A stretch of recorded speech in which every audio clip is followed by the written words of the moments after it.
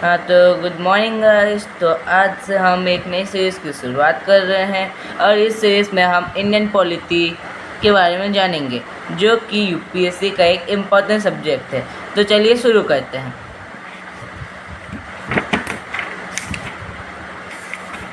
तो इस बुक में इंडियन पॉलिटी को कई सारे पार्ट्स में डिवाइड किया गया है। तो हमारा पहला पार्ट है कॉन्स्टिट्यूशन फ्रेमवर्क, मतलब कि इस पार्ट में हम कॉन्स्टिट्यूशन के बारे में जानेंगे। तो चलिए हम शुरू करते हैं चैप्टर 1 से। तो चैप्टर 1 है हमारा evolution and framing of the constitution. तो इसका मतलब है कि हमारा जो कॉन्स्टिट्यूशन है, जिसे हम हिंदी में संविधान कहते हैं, वो उसको कैसे लिखा गया, मतलब कि वो उसमें कैसे चेंजेस किए गए, वो कैसे इवॉल्व होता गया, कैसे बेहतर होता गया, उसके बारे में हम जानेंगे। तो चलिए शुरू करते हैं। तो ये सब चीज़ों का आप पढ़ लीजिएगा, मैं खाली इसको डिटेल में एक्सप्लेन करता हूँ।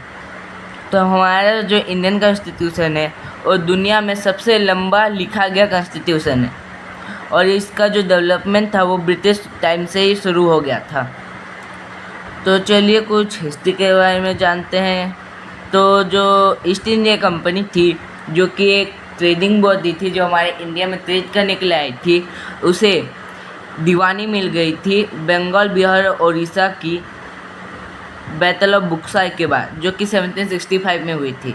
तो इसके हिसाब से वो लोग बंगाल, बिहार और उड़ीसा में रूल करते थे और उसके बाद ईस्ट इंडिया कंपनी ने अपनी पावर्स को एक्सपेंड किया और इंडिया के कई सारे एरियाज़ में कंट्रोल करना शुरू किया। और 1857 रिवॉल्ट के बाद जो ब्रिटिश क्राउन था उसने इंडिया के ऊपर कंट्रोल ले लिया। मतलब कि पहले ईस्ट इंडिया कंपनी कंट्रोल करती थी, अब ब्रिटिश क्राउन जो है डायरेक्टली अब उसने कंट्रोल करना शुरू कर दिया था 1858 से। तो हमारा जो कॉन्स्टिट्यूशन है उसके बारे में मैं आपको कुछ बता देता हूँ। तो ये जो कॉन्स्टिट्यूशन है वो हमारा 26 नवंबर 1949 में बन के रेडी हो गया था, लेकिन इसको ऑफिशियली पूरे इंडिया में 26 जनवरी 1950 इस दिन उसे पूरा ऑफिशियली लागू किया गया था।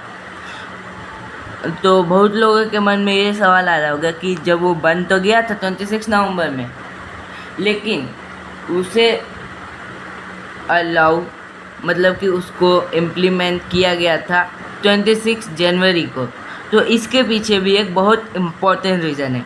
तो अगर आपको भी वो रीज़न जानना है तो बने रहिए हमारे साथ। इस चैप्टर का जब एंड होगा तब मैं आपको रीज़न बताऊंगा। तो चलिए आगे पढ़ते हैं।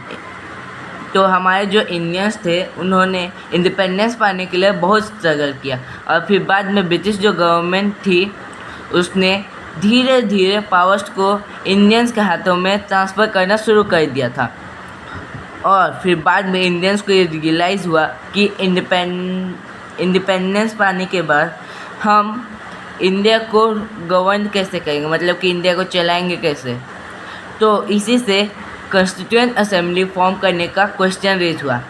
तो यहाँ पे एक बहुत ही इम्पोर्टेंट पॉइंट दिया गया है कि जो एम.एन. रॉय थे उन्होंने 1934 में सबसे पहले कॉन्स्टिट्यूएंट असेंबली फॉर्म करने का डिमांड किया। ये काफ़ी इम्पोर्टेंट पॉइंट है।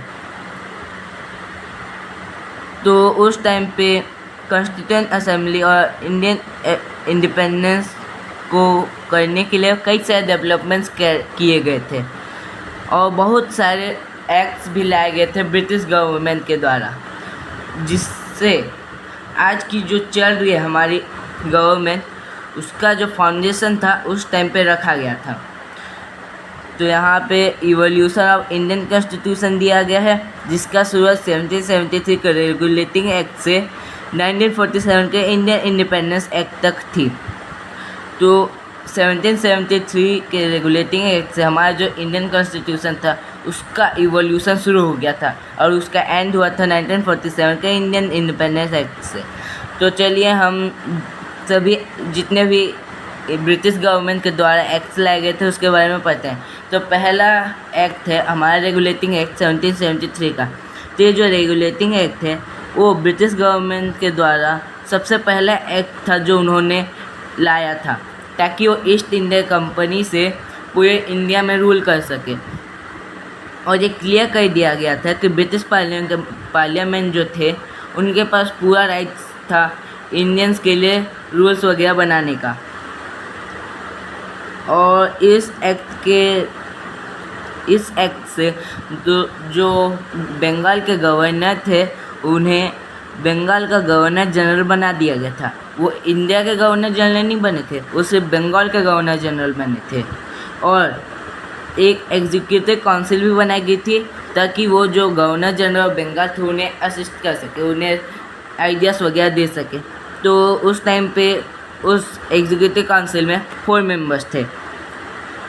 तो यहाँ पे कुछ इम्पोर्टेंट पॉइंट दिया गया है कि जो लॉर्ड वारेन हेस्टिंग्स थे उन्हें पहला गवर्नर जनरल बनाया गया था, मतलब कि यही होंगे जिन्हें गवर्नर जनरल ऑफ बंगाल बनाया गया था।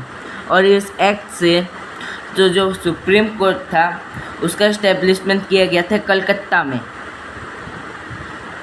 अभी प्रेजेंट में तो हमारा जो सुप्रीम कोर्ट है वो दिल्ली में है शायद से, हाँ दिल्ली में ही है। और उस टाइम पे जो सुप्रीम कोर्ट इस्टेब्लिशमेंट किया गया था कलकत्ता में, उसमें एक चीफ जस्टिस थे और 3 अदर जजेस थे। और इसका जो इस्टेब्लिशमेंट किया गया था वो हुआ था 1774 में।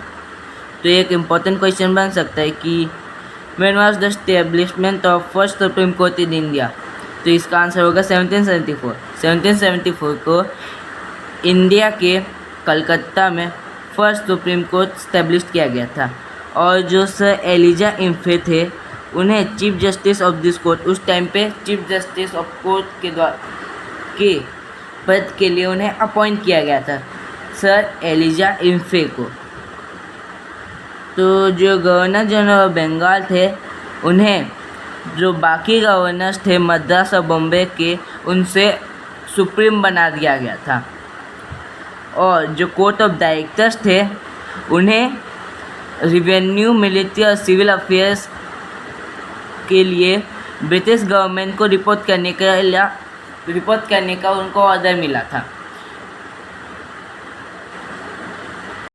तो अब अगला जो एक्ट है वो है हमारा पिट्स इंडिया एक्ट 1784 का। तो इसके बारे में चलिए जानते हैं। तो ये जो पिट्स इंडिया एक्ट था उसे 1784 में लाया गया था, जिससे जो कमियां थी रेगुलेटिंग एक्ट 1773 में, उसमें जो कमियां थी उसको पूरे करने के लिए पिट्स इंडिया एक्ट को लाया गया था। तो इस एक्ट से जो ईस्ट इंडिया कंपनी का कॉमर्शियल फंक्शन और पॉलिटिकल फंक्शन था उसको सेपरेट कर दिया गया था। पहले वो एक ही था, लेकिन इस एक्ट से उसे सेपरेट कर दिया गया था। तो जो कोर्ट ऑफ डायरेक्टर्स थे उन्हें कॉमर्शियल फंक्शन संभालने का दे दिया गया था और एक बोर्ड ऑफ कंट्रोल बनाया गया था जिसमें 6 मेंबर्स थे, और उन्हें पॉलिटिकल अफेयर संभालने का दे दिया गया था काम। तो ये जो board of control court of directors का जो सिस्टम था पॉलिटिकल और कॉमर्शियल फंक्शन के लिए, उससे ना एक टाइप का ना डबल गवर्नमेंट टाइप का हो गया था उस टाइम पे। और ये जो बोर्ड ऑफ डायरेक्टर्स थे उनके पास पावर था सिविल, मिलिट्री और रिवेन्यू का, जिससे वो कोर्ट ऑफ डायरेक्टर्स से और ज़्यादा पावरफुल होते हैं। और इस एक्ट से जो गवर्नर जनरल के काउंसिल में जो 4 मेंबर्स थे उसे रिड्यूस करके अब 3 मेंबर्स कर दिया गया था।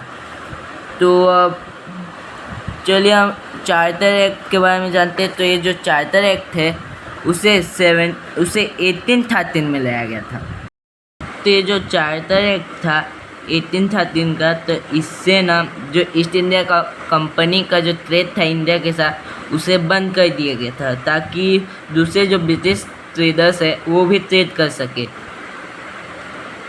लेकिन ईस्ट इंडिया कंपनी ने इंडिया से टी और चाइना के साथ ट्रेड करने का जो पावर था उन्होंने उसे वापस ले लिया था।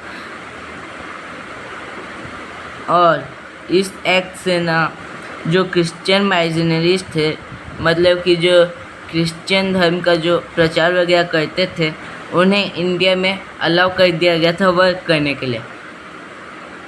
और कंपनी को ये भी कहा गया था कि वो हर साल 1 लाख रुपीस इन्वेस्ट करे इंडियंस के एजुकेशन के लिए।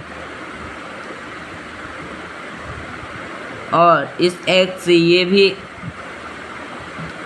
डिफाइन कर दिया गया था कि